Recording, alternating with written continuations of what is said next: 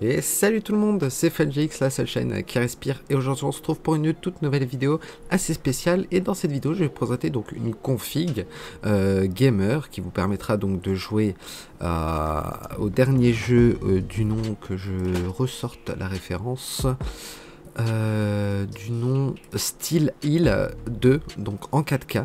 Cette config elle se retrouve dans les alentours de 2200 €. Donc ce que je vous propose, c'est qu'on se retrouve directement après la petite intro face au premier composant.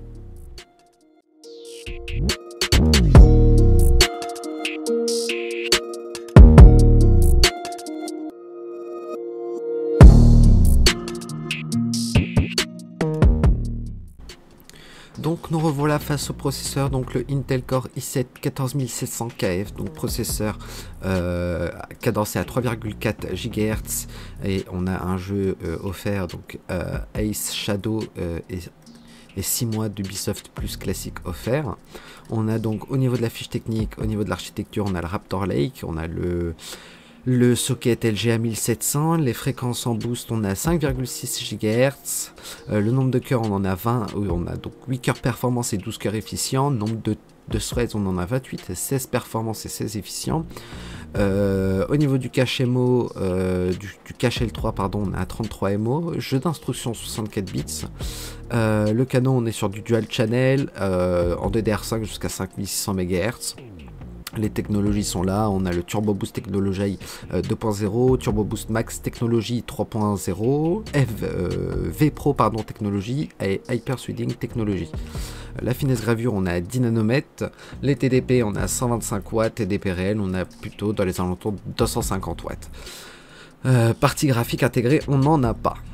Au niveau de la carte mère, je suis parti sur la ASRock Z790 Pro RS en DDR4, donc c'est une carte mère ATX avec le socket 1700 bien évidemment. On est sur le chipset Intel Z790 comme son nom l'indique, et on a un USB 3.2 type C et un M.2 PCI Express en 4.0. Au niveau des fréquences de base, on est sur de la 3200 MHz jusqu'à les fréquences XMP max 5333 MHz. Les ports d'expansion, donc processeur, on a un PCI Express 5.0 16X, le chipset, on a un PCI Express 4.0 16X et un PCI Express 3.0 1X. On a l'AMD Crossfire, on a un DisplayPort en 8K 60 Hz, un HDMI 2.1 en 4K 60 Hz. Au niveau du stockage, on peut mettre donc un SSD M.2 de type 2260 ou 2280 en PCI Express 4.0 4X.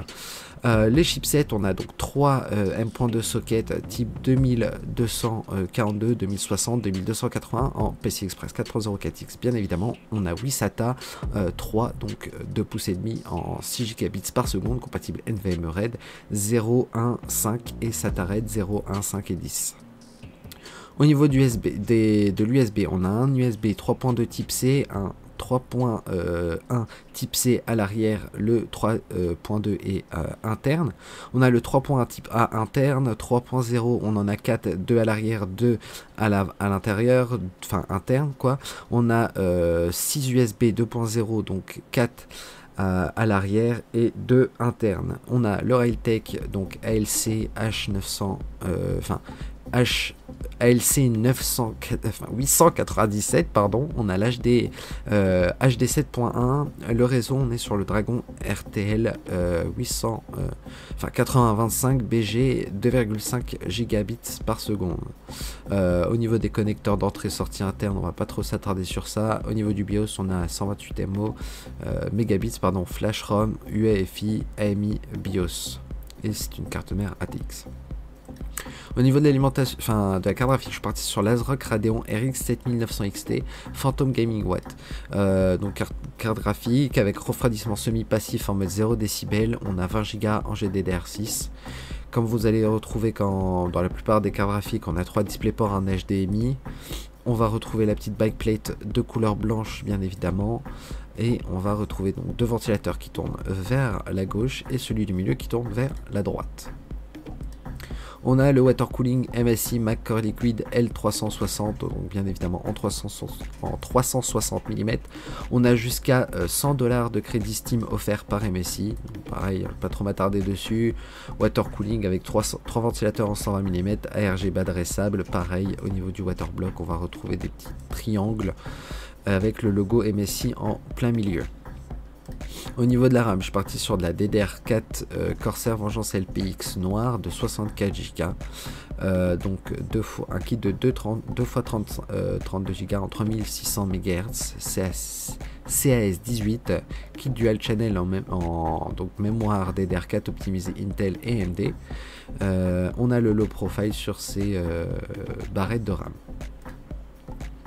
Au niveau du SSD, j'ai sélectionné donc le Kingston NV2 de 2 Tera, SSD M.2, PCI Express en 4.0 NVMe. Lecture max, on est à 3500 MO par seconde, écriture max, on est à 2800 MO par seconde. On a la mémoire QLC 3D. Au niveau donc du boîtier, j'ai sélectionné le Be Quiet Pure Base 500 DX noir. Donc un boîtier PC moyenne tour qui accepte donc les cartes mères ATX, micro ATX, mini ITX. On a un USB 3.1 avec une fenêtre en pleine taille. Donc là, comme vous pouvez retrouver un USB 3.0 et un USB 3.1 en type C avec le bouton power, le bouton pour les LED, les entrées jack donc pour le casque et le micro. Au niveau de l'alimentation, j'ai sélectionné donc la Be Quiet Pure Power 12M de 850 watts. Une alimentation donc au niveau des connectiques, on a un 20 plus 4 broches, un CPU 12 volts, 4 plus 4 broches, un CPU 8 broches en 12 volts également, et on a 2 Molex 4 broches. C'est une fiche, enfin on a aussi une fiche 12 VH PWR donc en 16 broches qui peut délivrer jusqu'à 600 watts. On a une fiche PCI Express 6 plus 2 broches, on en a 4. Fiche SATA, on en a 6. Norme ATX 3.0. Rendement, on a une certification 80 plus Gold. Ventilateur de 120 mm avec donc bien évidemment toutes les connectiques là que vous pouvez retrouver, plus un lot de vis et de colson. Donc voilà les petits potes, c'est la fin de cette vidéo, j'espère qu'elle vous aura plu. N'hésitez pas à lâcher votre plus gros pouce bleu, à vous abonner si ce n'est pas encore fait. Tous les liens des composants seront en description, dont le serveur Discord et les réseaux. J'ai fait le tour. Si vous avez des questions ou des demandes, n'hésitez pas, le serveur Discord est là pour ça. Et je me ferai un grand plaisir de vous répondre ou de vous faire tout simplement une config. Voilà. Donc c'était FunGix, moi je vous dis ciao, à une prochaine vidéo.